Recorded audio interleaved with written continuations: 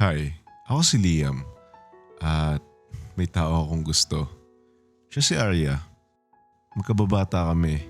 Halos sabay nga kami lumaki sa probinsya namin eh. Parang grade 1 ata yun nung naging magkaibigan kami. Hi, Hello, ano pangalan mo? Arya. Ako si Liam. Hello, Liam. Ilan taon ka na? 6 pa lang ako. Ikaw, ilang taong ka na? 7 years old naman ako. Yun yung una namin pag-uusap ni Arya. Naging mag-close kami ng sobra hanggang high school. Para hindi kaming aso't pusa o mag-away. Normal lang din sa amin na pumasok na lang sa bahay ng isa't isa nang walang paalam sa sobrang close namin. Uy, kinain mo na naman yung binatog ko sa ref? Lo, sabi ni tita kainin ko na daw, baka mapanis. Lo, sabi ko nga kay mama kakainin ko yung mamayang gabi. Eh, kinain ko na eh. Wait mo, susuka ko. Yok, dugyot mo naman. Eh, gusto mo ng binatog, di ba? Wait mo, may halong maasim yun. Extra flavoring. Kala mo ah, Bakit? pumunta ako sa bahay niya nakaraan. Tapos di ko sadya nalaglag toothbrush mo sa bowl. Pero binalik ko naman. Hinugasan mo. Hindi, malinis naman yung bowl eh. Katiri ka naman. Ganun kami ka-close ni Arya. Normal na lang sa magulang namin na pumunta sa bahay ng isa't isa. Kahit magkaiba kami ng kasarian.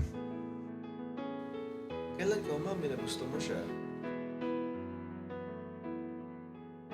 Nung grade 8 ako, iniwan kami ng dad ko. Nagloko siya kaya naghanda si ma'am umuwi ng Maynila since nandun yung pamilya niya.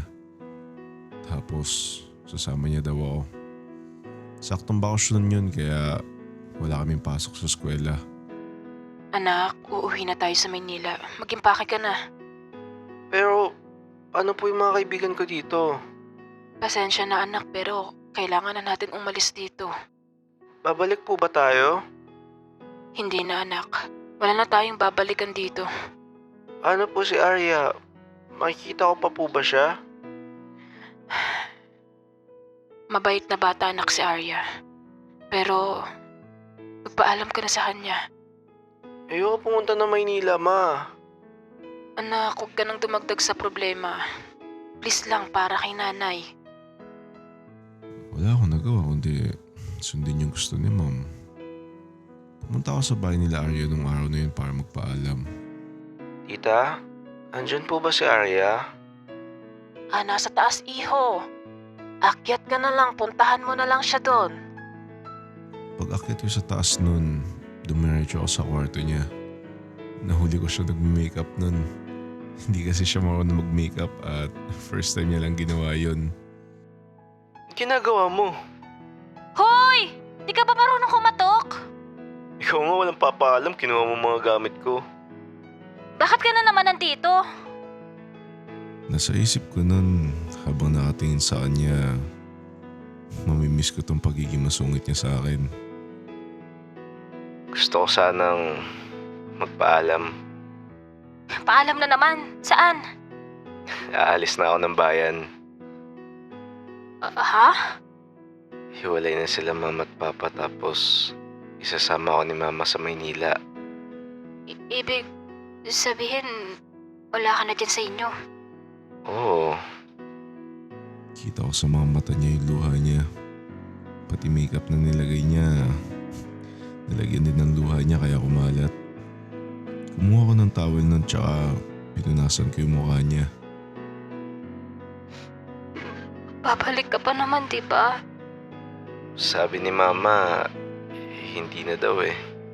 Pero, itatry ko bumalik dito. Huwag kang umalis. Ikaw lang yung best friend ko dito. Wala na akong kaibigan pag umalis ka. Tinay ko kausapin si mama pero sabi niya wala na daw kaming uuwian dito. Please, Liam, huwag ka nang umalis. Mamimiss din kita. Yumakap siya sa akin na mahigpit nun. Ayoko man umalis ng panahon yun pero Grade 8 pa lang kami kaya wala akong magagawa kundi tanggapin yung naging desisyon ng magulang ko. May isa pa pala akong gusto sabihin sa'yo bago ako umalis. Ano yun? Gusto kita, Arya. Parehas kami nakatigil ng 2 segundo nun. Kita ko sa mukha niya na medyo namutla siya. Tapos nakatingin lang siya sa mata ko. Gusto din kita, Liam. At sa mga sandaling yun, niyakap lang namin yung isa't isa. Huwag kang umalis, please. Babalik ako. Promise? Promise. Babalik ako. Kailan? Mag-iipon ako. Tapos babalik ako dito. Para pagtanda natin, papakasalan kita. Matagal pa yun eh. Kaya mo ba ako hintayin? Oo, sige. Aantayin kita. Promise? Promise. Tumawag si mama sa labas ng bahay ni Arya nun. Nakaabang na daw yung taxi papunta sa terminal papuntang Maynila. Sumambay siya sa akin palabas ng bahay at nakita niya ako sumakay ng taxi nun. Habang nakasakay naman ako sa taxi, tinignan ko lang siyang kumakaway sa akin habang papalayo yung sasakyan namin hanggang sa hindi ko na siya nakita.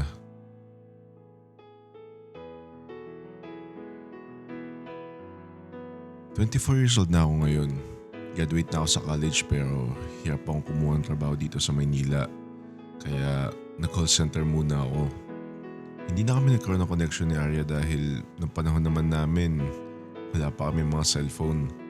Tsaka probinsya siya kaya natagalan siguro siya magkaroon. Hindi rin naman kami marunong magsulatan sa isa't isa dahil ayaw din ako turuan ni mama nun kung paano magpadala ng sulat sa probinsya. Kaya tuluyan na lang kami hindi nagkausap ni Arya. Malungkot ako noong unang taon. Pero habang tumatagal, tuluyan ko na lang din nakalimutan.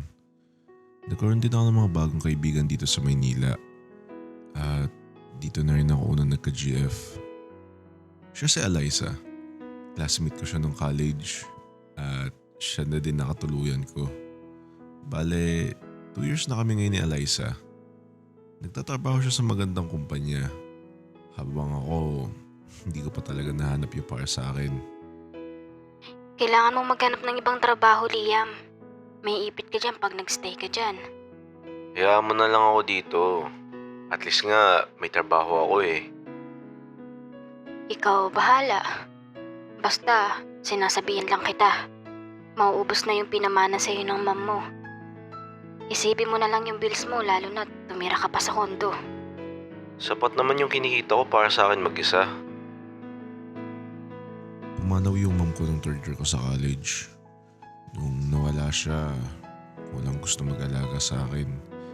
Kaya yung naiwan sa akin ni mom, pinambili ko ng kondo para doon lang ako mag-isa. Naalala naman sa akin ng GF ko, baka daw maging komportable ako sa pagiging call center ko.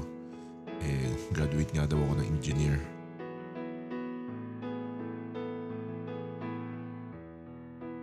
Paglising ko noon, naghanda kagad ako para pumasok ng trabaho.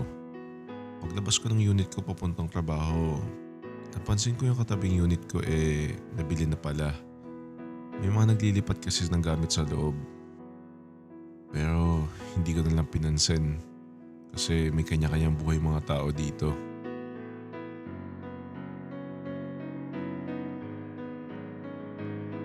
Pumasok na ako sa trabaho nun. Parang usual day lang sa trabaho. Wala namang bago. Pero biglang may in-announce yung team leader namin. Okay guys, may bago tayong manager. Lumipat kasi ng ibang company yung dati nating OM, kaya kumuha ng import yung company natin. Sana mabait yung bago naming manager. Nakatamlay kasi pumasok kapag demanding yung manager eh. Mamaya punta na lang kayo sa meeting room para makilala nyo yung bago nating operational manager. After ng lunch namin, sabay-sabay yung team namin pumunta ng meeting room. Nasa pinakalikod ako kaya hindi ko masyado makita yung bago naming manager. Basta nagsasalita lang siya tapos nagpapakilala. Good evening, guys. Bala ako pala yung bago niyong operational manager. My name is Arya Ramirez. Kapangalan niyo yung kababata ko. And bago lang ako dito sa Maynila. Kakalipat ko lang din kahapon. Bale, may questions kayo. Lapit lang kayo sa office ko at I'll do my best para matulungan ko kayo. Tsaka, magpapizza pala ako mamaya. Habang unti-unti lumalabas yung ibang tao sa office, unti-unti ko din naaninag yung manager namin. At habang papalapit ako sa kanya, napansin ko lang.